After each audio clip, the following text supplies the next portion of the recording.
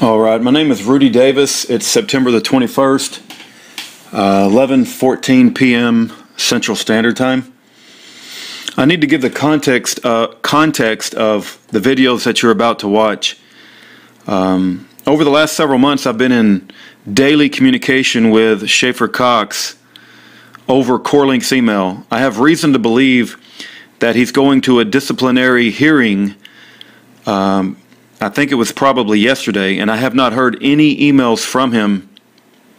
I have not had any emails from him over Corelink's since yesterday, so it's very likely, I hope it's not the case, but I'm concerned that they've cut off all of my Corelink's email with Schaeffer Cox. Specifically, I believe that he was providing me information of how to show his innocence.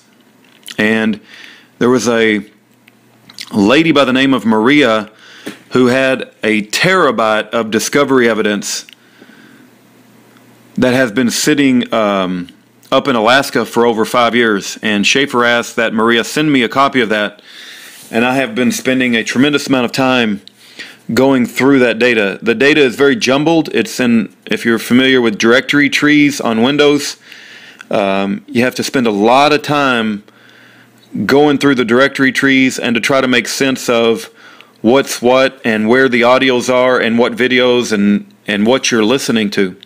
You have to couple that, the audios that you're listening to, with the transcripts, and then you have to make sense of who's speaking and putting everything in context. Suffice it to say that you have to become very familiar with the case and the players to understand what's going on. So I also have, my wife has been helping me quite a bit. What I'll do is I'll upload hours of audio or video to a YouTube in a private video, and then I'll let my wife listen to hours of it, and she'll tell me if she finds a particular section where someone will say something. Okay, why am I telling you this? Okay, Schaeffer, if you listen to the closing arguments of the prosecutors in Schaeffer's case and the case that was put before the jury, he never committed any murder, right? There's no murder that was ever committed. It was always about Schaeffer's state of mind. And so the case was always about what would Schaeffer have done if he had had the opportunity. And Schaeffer always said during his testimony that he was concerned for his own life from Bill Fulton and Aaron Bennett. And that's why he took some of the actions that he took when he went to Fort Wainwright, when he said some of the things that he said. And it absolutely explains a lot of the behavior of why Schaeffer did and said some of the things that he said, because he knew that Bill Fulton and Aaron Bennett were out to kill him. Now, during the closing arguments, it's Skrocki, who's part of a polar pin team, they're known to be associated with Joseph Bottini. Joseph Bottini was assigned to Schaeffer's case initially, and there's an entire book written about how this polar pin team up in Alaska withholds exculpatory evidence and plays dirty. The name of the book is License to Lie: Exposing Corruption in the Department of Justice by Sidney Powell. And it mentions Joseph W. Bottini and the Polar Pin Team, a lot of the same players that are involved in Schaeffer Cox's case. Okay, you're fixing to listen to Stephen Skrocki outright lie to the jury about there being no evidence whatsoever that Schaeffer Cox thought that Bill Fulton and or Aaron Bennett are out to kill him. Skrocki just outright lies about that. Now, I uploaded a video 2 or 3 days ago where I found audio evidence from February the 4th, and I found video evidence from February the 5th where Bill Fulton references the fact that he tried to kill Les Zerbe. Les Zerbe was Schaeffer's second in command with a knife, standing right in front of Schaeffer. And he tells Gerald J.R. Olson, who is also a government informant. So Bill Fulton is a government informant. Gerald J.R. Olson is a government informant. Lonnie Vernon is just a truck driver who happens to be sitting in the room. But neither government informant know about each other. Bill Fulton doesn't know that Gerald J.R. Olson is an informant. It's like everybody in Alaska is a freaking informant. Okay? But Gerald J.R. Olson references the time he tried to kill Les Zerbe, and he tells Gerald J.R. Olson to go remember, in other words, to remind Schaeffer about the time he tried to kill Les Zerbe, which is an explicit death threat from Bill Fulton. We have audio and video evidence of a death threat from Bill Fulton to Schaeffer Cox. Tonight, I locate a death threat that's referenced in an audio that was recorded by Gerald J.R. Olson, who's another government informant, on February the 19th of 2011. Okay? Now, you say, all of this was done before Schaeffer's arrest, before he knew that Bill Fulton was a government informant, before he knew that Gerald J.R. Olson was a government informant, and Schaeffer has told me multiple times that he believes Aaron Bennett is a government informant. So you have multiple government informants threatening Schaeffer's life, and yet during the prosecution, this evil prosecutor from hell outright lies to the jury, and they withhold exculpatory evidence that would have cleared Schaeffer's name and would have explained his state of mind, because this whole case is about Schaeffer's state of mind. And Schaeffer constantly said that Bill Fulton and Aaron Bennett are trying to kill me, but Skrocki, who is getting discovery evidence from FBI agent Richard Sutherland, who knows that what Schaeffer's saying is true. He knows that it's true because he's listened to all the audios and he's watched all the videos. And he knows that Bill Fulton has threatened Schaeffer's life. He knows that Aaron Bennett has threatened Schaeffer's life. And yet Skrocki just lies to the jury to get a guilty verdict, and they think all this is going to be covered up. But 5 years later, Schaeffer gets out of the CMU because they kept him in the CMU for 3.5 years. He finally gets out of the CMU, which is probably beyond Skrocki's control. Somehow he gets a hold of me. He talks Maria, Schaeffer talks Maria into sending me the hard drive, and to get me to this point took a tremendous amount of email and a tremendous amount of back and forth. I mean, we're sending like 5 or 6 emails a day, like, where is this? Who is this? Where can I find this? And for Schaeffer to remember this after 5 years and to talk me through it, and for me to actually find it with the help of my wife and God Almighty leading me, and for me to put this on YouTube to clear Schaeffer's name is an incredible miracle. You may not recognize it as a miracle, but I'm telling you, Schaeffer has directed us to the evidence that shows that Skrocki needs to be in jail. FBI agent Richard Sutherland needs to be in jail. Aaron Bennett needs to be in jail. Bill Fulton needs to be in jail. Gerald J.R. Olson needs to be in jail. They all lied. This is proof. What you're about to hear is proof positive beyond any doubt that Skrocki lied in court during closing arguments, and they tried to cover up the fact that the FBI informants were threatening Schaeffer's life.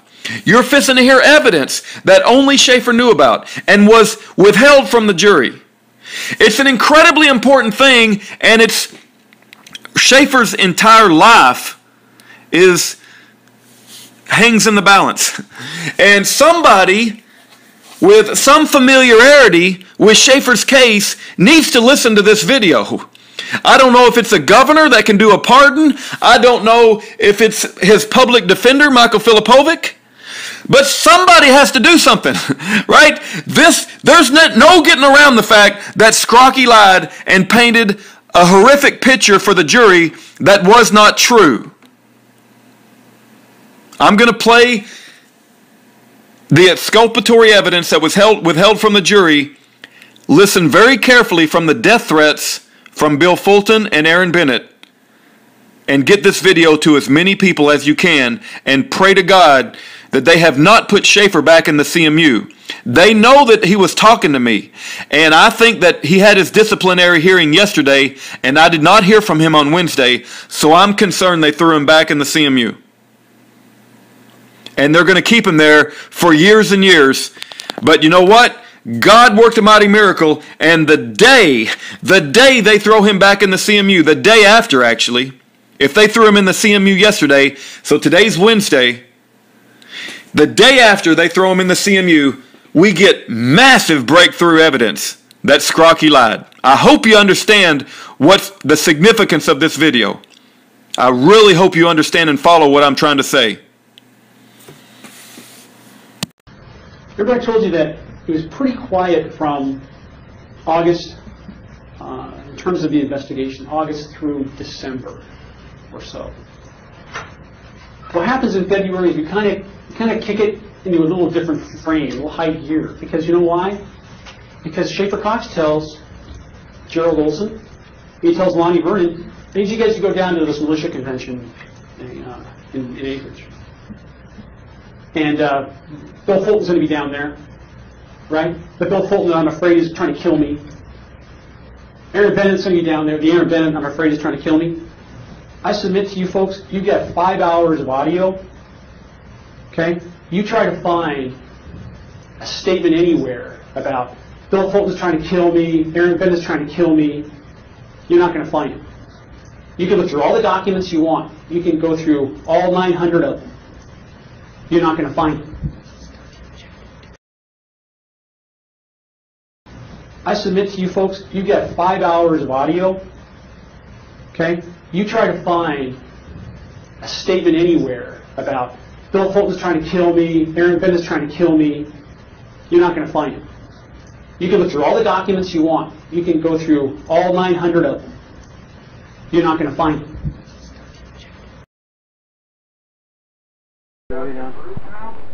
No, he's just on vacation. Oh. Last night I had a different sort of... Did you have a tiff? I think I told him I was going to slit his throat and bleed him out of my feet. I believe that was the exact term. I will slit your fucking throat and bleed you out of my feet, you son of a bitch. This was like the second time I'd ever met him. And I was literally coming over the counter with a knife. I had a knife. I was ready to fucking do it. Is that right? I'm the cute waitress, but if you grab my ass, we're gonna have issues. Yeah. Don't worry. I've been tipped a couple times. Damn it. Yeah. See, now you sound like one of Aaron's guys. Yeah. That's okay. He was I already can talking deal to with the gay So jokes. they breathed on him. It gets to Okay, so when you guys get back, what you need to do is have a talk with Schaeffer. And remind Schaeffer about what happened last time when I almost killed Les with a knife. Okay, yeah, he remembers that. Oh, he remembers that. Oh, I'm well. sure he does, but I want you to re-remember him. Yeah, get the timing right on this thing and organize. I submit to you folks, you get 5 hours of audio, okay?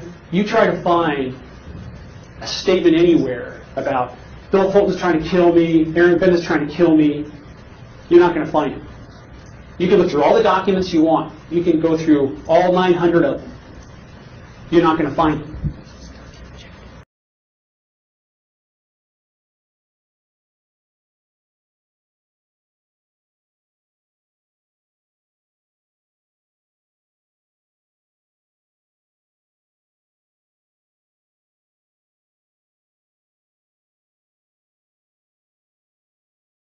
But like I said to you guys, everything about me and my family, you guys know. Yeah.